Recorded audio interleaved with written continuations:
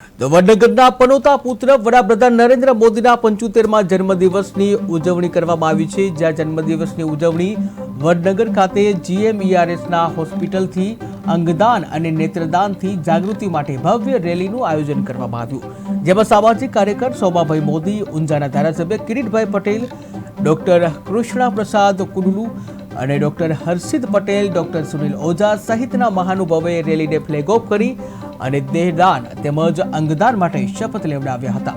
Rally Vadnagar શહેરના મુખ્ય માર્ગો ઉપર જાહેર જાગૃતિ માટે ફેરવી હતી અને ડોક્ટર કૃષ્ણા પ્રસાદ કુડુલુએ નેત્રદાનને મહત્વ જણાવી અને લોકોમાં ઉત્તરદાયિત્વની ભાવના પણ જગાવી હતી।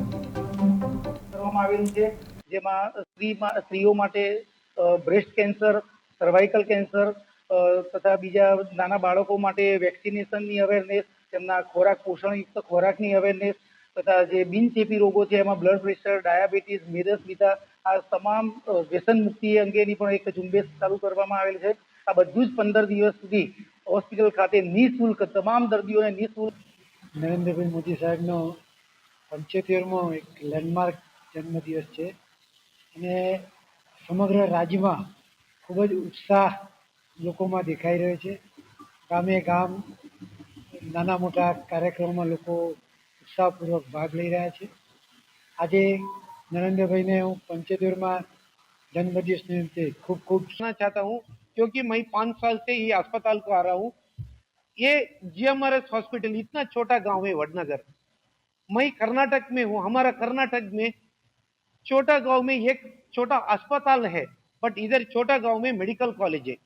जो ये मेडिकल कॉलेज में मैं अभी मेडिकल कॉलेज स्टूडेंट से बात हुई, सारी टॉप रैंक स्टूडेंट भी इधर है।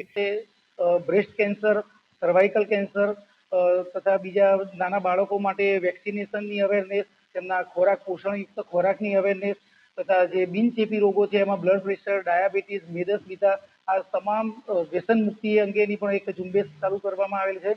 આ બધું જ 15 દિવસ સુધી હોસ્પિટલ ખાતે નિઃશુલ્ક તમામ દર્દીઓને નિઃશુલ્ક આપણે બધું એમને ગાઈડન્સ, માર્ગદર્શન અને તેમના નિદાન કરવામાં આવશે।